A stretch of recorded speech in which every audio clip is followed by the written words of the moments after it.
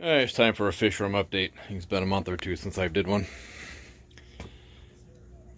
Nothing really new in the Tetra tank here. Other than about once a week I pull a bushel full of plants out of there because they grow like weeds. I do have a mono shrimp and ghost shrimp in here. They're typically hiding back in there during the day when the lights are on, but occasionally you catch them bolting around, but they come out at night and do their thing. Angelfish tank, I noticed her laying eggs last night all over the side of the heater. So my male in here is going to be an extra dickhead for the next couple days and just beat the shit out of anything that comes anywhere near them, because they're assholes. Especially when they're, see, watch up. Give them 2 seconds. Nobody's safe in here. He's the male, she's the dominant female. That's another female down there, and he has, he's probably dispatched 30 fish over the years. Everything from tetras to gouramis, several different gouramis. Blue gouramis, dwarf gouramis, emeralds. A snake skin that I wasn't real happy about. The only thing he's accepted is that second female. He doesn't bother the ottos. He doesn't bother the flying fox. I think both are faster than he is, so he'll go to poke at them, but they bolt out of the way. I did have a asshole red-tailed shark. If you can see him, he hangs out in the trunk right there. I had issues with him in one of my other tanks because he was just a dickhead beating the shit out of people, so I put him in here. And that male angel would just pick at him continuously, and he wouldn't do anything, not do anything. Well, about the 4th time the angel would go after him, the red-shelled tark would then fight back. So they had several go-arounds. At one point that male angelfish, most of his eye was hanging out from fighting. He's fully recovered. He's been fine. This was maybe 8-9 months ago at this point.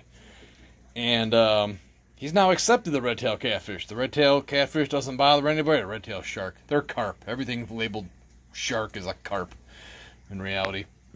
The red-tailed shark, rainbow shark, whatever the hell he is, he doesn't bother the angelfish at all. And the angelfish has now learned not to mess with them because after enough poking, the red-tailed shark will eventually bitch slap him. What do you think you're doing? Nobody wants to see you.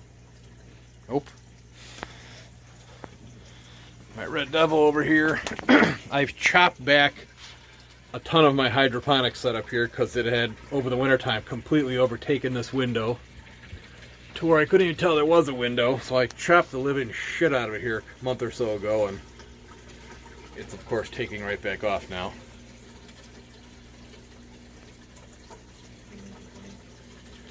He's also a giant dickhead, but he's allowed to be because he's pretty much known for being a dickhead.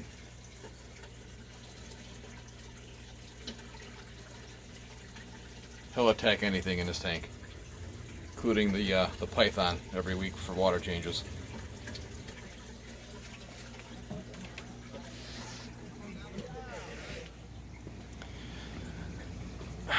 This guy, recently, I've learned he likes to be pet. I don't know if he likes it, but he tolerates it. He acts like he likes it. They're very interactive and social fish to begin with, but he has really, the last couple months, become overly excited, like he's doing now, because I walked up here, so he's going to do his fancy dance and show off and everything else. But, yeah, we're all impressed.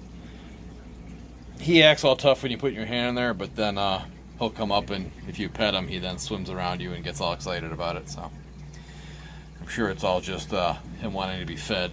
There's nothing more to it, but you read into it what you want. I gotta move some of these. There's probably 9 or 10 marbled cray in here now, and it's so overstocked with the marbled cray that they're fighting for territory. I stuck a couple PVC tubes here just to give a couple more hideouts, but I gotta throw a bunch of them out in my pond for the summer because they're just way overstocked. And then they start fighting for territory. Got some cherry shrimp in here. Threw a couple male endlers in there just because I think it kind of helps the whole ecosystem instead of just having a shrimp tank. They're small and pretty docile and don't bother the shrimp at all, so it works pretty well. It's a little 5.5 gallon. I've started doing semi-regular water changes on this again after letting it go for a year without doing anything other than top-offs. And I really don't notice any difference either way. So this 46 bow front used to be up here, where now there's a 75, and the endlers were down there in a 20. So my cribs got upgraded from that 46 to the 75. I had a couple extra 75s down in the basement. And I can't sell these things to my local pet stores as fast as they're breeding, and if you don't have enough square footage, the breeding pairs will then start fighting each other. So this being a 4-foot tank, and there's a ton of hideouts all along here, they kind of all stake out their territory, and once they have enough space to themselves, they leave each other alone. Where is she? She's all colored up and has been showing off for the male, so I'm sure she's about to lay eggs any day. That big guy in there is her main dude, but some of these other guys have kind of been trying to muscle in on her, so we'll see how that goes. And all these other ones are all her fry. Yeah, so cribs got moved up into a 75, and the endlers down here got moved from their 20 into a 46. And originally I'd only put them in that 20 just because I wanted to let them breed for a little bit and then use the females as feeders, and I don't know, but you know how cribs are. You give them a even semi-adequate housing situation, and 2 turns into 50 in a month.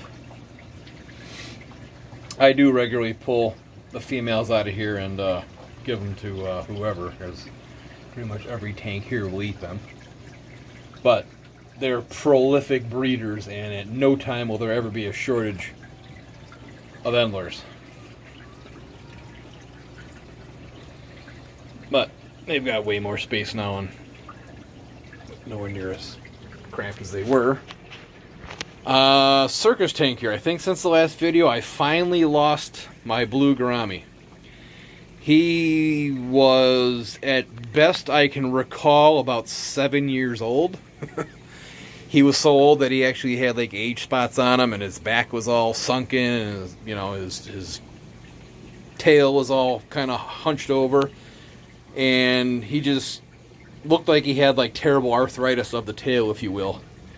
But he started moving kind of slow and was not swimming real good, but still would muster up enough strength to come up and grab some bloodworms and whatnot. So he did that for about a week and then finally gave up the ghost. But he was, like I said, well over his life expectancy, so that was just a matter of time. The only thing I have added in here recently is a couple black mollies. Actually, there's a pair of blacks there, and there's a lylletail right there. So, other than that, my eel eats like a horse but refuses to grow, so I'm convinced he thinks he's some sort of pygmy eel. But he's a peacock eel.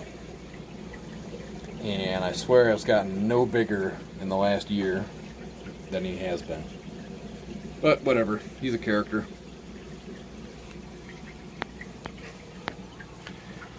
Still overstocked with mixed Africans. I did take 20 of them into one of my local pet stores the other day. Finally got at least 20 of them sold, so I think I'm down to about 25 or so in there, and probably another 25 in here. These are 2 separate batches. These guys are about a month, maybe 6 weeks older than them.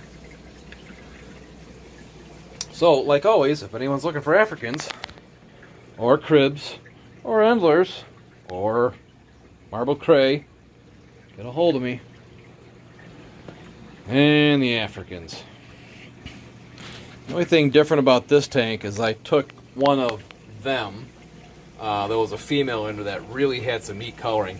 In fact, looked a lot like it. Not the orange one, but the kind of grayish blue one right there.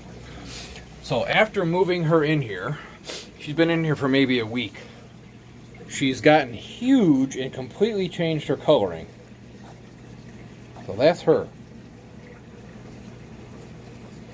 She, 2 weeks ago, looked identical to that guy in the middle there. So kind of neat how their environment and other fish around them dictate how they show. Other than that, no changes in this tank. Everybody's status quo. I have toyed around with, threw some Java fern in here. Because I just have so much of it all the time. There's only so much Java fern you can continually stick everywhere in every tank. Because it just keeps multiplying. They've torn a little bit of it apart. And then the funny thing is it disappears. I notice they'll tear a leaf or two off and then they're eating it, of course. They're not just chewing it up and destroying it. Because last night, right before the lights went out, there was 4 or 5 leaves torn off, but now I don't see them in here anywhere. The Anubias is slowly losing the battle to these assholes. Anubias nana, as leathery and tough as it is, they're slowly just mauling it to death. But by the time they kill that, I'll have another rhizome twice that size that will need to go somewhere.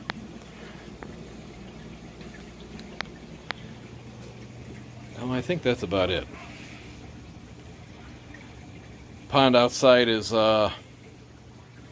doing okay. It's not doing as well as it should because the weather here has just been crazy. We got 4 inches of rain in a half hour yesterday. So of course, you know, it's all cloudy and my nutrient levels are through the ceiling, and it was 85 degrees last weekend here and it's like 48 right now. So my bog plants are I should walk out there. My bog plants are well stunted from where they usually are at this time of the year.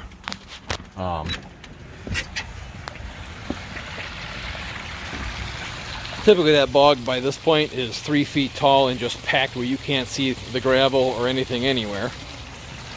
But yeah, the weather's just been terrible. We've had so much rain, and then the temperatures just will not stay current. It's like that it's 45 wet one day and then 85 the next, and stormed earlier about 2 hours ago. We got a massive downpour, so of course everything's cloudy looking, but it only takes it 2-3 hours to clear back up. And my lilies got 1 or 2 that are trying to come up, but again, they don't like the cold weather at all. Usually by now that entire from here to about here, this whole corner is usually just solid lilies. And you know, to date I've got like maybe 10 leaves actually sitting on the surface. So due to the weather, Mother Nature, take your meds. My pond is nowhere near as far along as it should be. And also, I'm toying around with, I threw, that's wisteria. So both those chunks, which are probably, well, it's 2 feet of water right there. Actually, it's 32 inches of water. And they're maybe 4 or 5 inches from the surface. Those 2 chunks came out of my angelfish tank on my last water change. So that's how much wisteria I chop out every 2 weeks out of that angelfish tank alone. So I was going to throw it in the garbage like I usually do, and I thought, you know what? The koi are spawning in here, so I'll give the fry a little more vegetation to hide in, and I'm sure the koi are just going to rip the shit out of it as soon as they get, you know, a little bit warmer here and a little more active, because they're swimming lawnmowers, and that's what they do. So that's about it. All right, so much for this update. Later.